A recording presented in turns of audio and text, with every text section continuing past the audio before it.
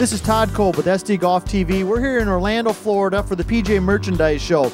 This is an annual event for the PGA of America, and it really becomes the who's who in the golf industry. Now, as we go through these couple doors here, what we're going to get a chance to see is really what's the latest in the golf industry, stuff that's going to be coming to the market back home when the spring season gets rolling. We get in here, I mean, we've got all kinds of different things. You're going to see stuff from furniture to the latest in training aids, like I said. You're going to see golf shoes, golf equipment, apparel, you name it. If it's golf related at all, it's here. This annual event brings thousands of different people to Orlando while also bringing together some of the greatest golf professionals in the industry. Over here to the right of the convention center is typically a lot of apparel, clothing, those types of items. You're also going to see things like over here to our left, we've got the different golf schools that specialize in training our future PGA professionals, typically called PGA programs. We've got things like trophies, crystal, Tommy Bahama. We've got sunglasses. I mean, you name it. If it's golf related, it's here. One of the great things about the PGA Merchandise Show is we get a chance to come across some pretty unique training aids that really people haven't seen before. We've got one here today. Nick, show us a little bit about this, the little guy here, or whatever we call it, and what we're doing with it. This is called the little one from PSP Golf. It is, as you see, a small-headed golf club. Now, the beauty of this thing is once you hit this on the range, you hit this in your warm-ups, you get your own club in your hand, and you think, what's so difficult about this game? It really instills belief in your swing. You start to trust your ability. And the great thing about this as well is you build a better swing. You start swinging realistically. You don't try and thrash the ball. You're literally hitting a good, pure swing. This is a 7-iron standard loft, and it'll go as far as your 7-iron, so it'll replicate it. I mean, this is being used on the ranges by guys like Vijay Singh. It got into his hands. He said, guys, is the ball going to fit on there? But he now uses it every week. We got it in the hands of guys on the European Tour, the PGA Tour. Lee Westwood carries this all the time. So it's a great fun club. It's being used from the Tour pros right down. We've had loads of the PGA pros this week taking these back. They're going to incorporate this into lessons, and once the students play with this once, they're going to be hooked. I'm right now here with the gentleman from TrackMan. We're talking a little bit about your guys' product and kind of people are seeing it on TV. And tell me a little bit about how this product got to the market. Well, it's a radar device, and the unique thing about TrackMan is the fact that it measures the ball all the way. And more unique, more recently, we've added club delivery. And so we've been able to really help teaching pros learn how the club delivery affects the ball flight and draw some new conclusions. So I think that's what makes it unique and why people like it so much.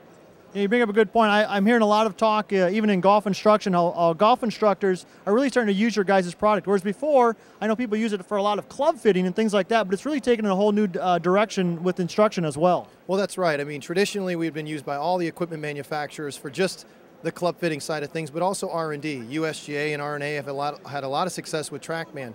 More recently, though, then the colleges started coming online, and then we added club delivery really to, let's say, enhance the driver fitting, angle of attack.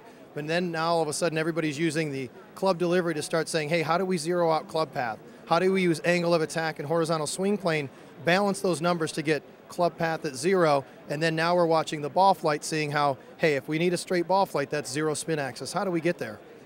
John, I want to talk a little bit today about specifically, of course, your product, and then also a little bit about the background behind how it all came about. But tell us a little bit about the research behind what went into this product.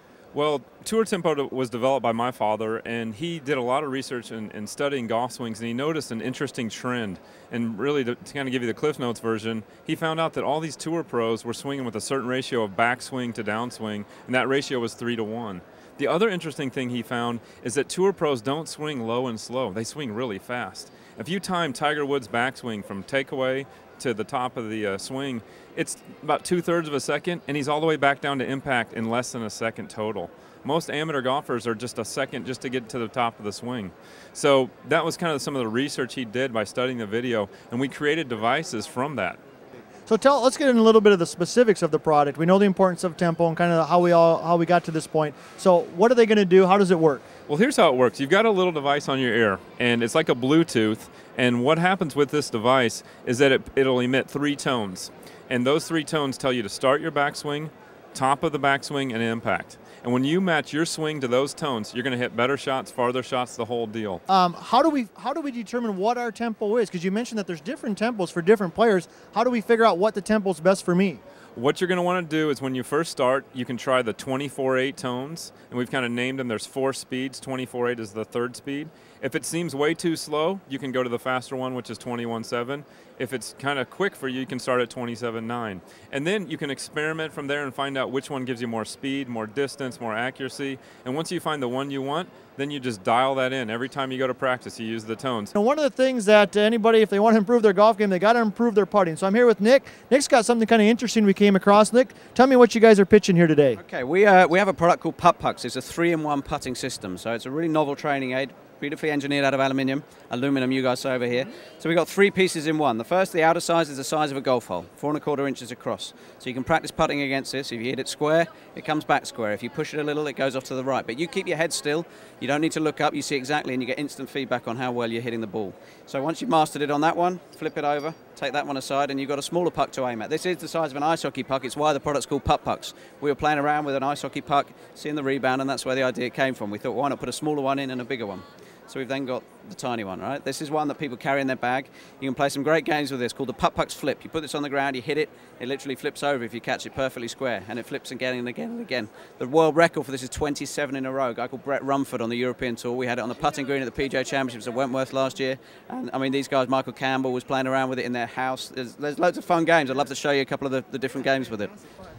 So the basic first use obviously is this. You putt against it, keep your head perfectly still, and you get the instant feedback where you've hit it. I've obviously hit a little bit of a pull there, but I'm getting positive confirmation that I've hit it in the target, yeah, every time. So you can see that. So once I've nailed that one, you can see it's coming back to me. I'm moving around, I'm resetting. It's not about worrying about your stroke. It's literally about positive things.